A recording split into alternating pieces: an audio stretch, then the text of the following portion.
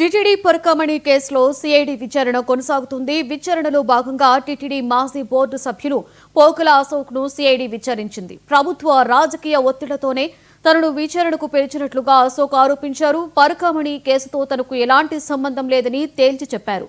శ్రీవారి సొమ్ము తిన్నవాళ్లను ఆ దేవుడే శిక్షిస్తాడని ఆయన పేర్కొన్నారు.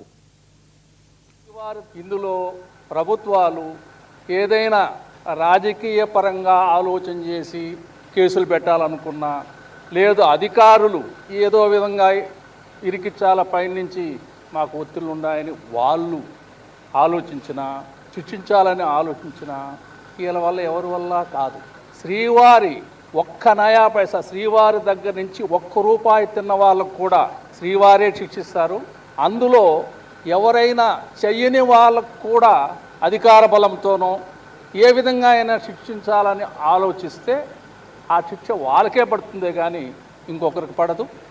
శ్రీవారి దగ్గర ఎవరు తప్పించుకోలేరు, ఎంతటి వాళ్ళైనా తప్పించుకోలేరు. సుబ్బారెడ్డి గారి పరకామణి అనే సబ్జెక్టే మేము బోర్డు మెంబర్గా లేను. సుబ్బారెడ్డి 2 టర్ములు ఉన్నారు.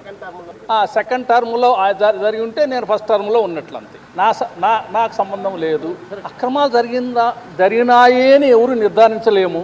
జరగలేదు అని కూడా చెప్పడానికి నా దగ్గర సమాధానం లేదు.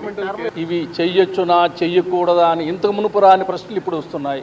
కొన్ని అయితే కోర్టులే చెప్తున్నాయి, అయ్యా కోర్టులు తీసుకొని వచ్చి కోర్టుల దగ్గర మీరు ఎత్తుకొని వచ్చి పెట్టేస్తున్నారు కట్టలుగా, మా వల్ల కావడం లేదు, మధ్యవర్తి ద్వారానే చాలా కేసులు డిసైడ్ చేసుకోండి, మధ్యవర్తిత్వమే మంచిదేని సుప్రీంకోర్టు జడ్జిలు కానించి అందరూ చెప్తున్నారు.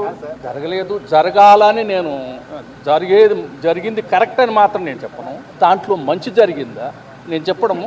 ఇప్పుడు మీ దగ్గరికి వచ్చానండి, నేను ఇది మీ సొత్తును ఎత్తుకొని పోతానని మీకు ఎట్లా తెలుసు? అది నిజమైతే ఎవరు తప్పించుకోలేరు.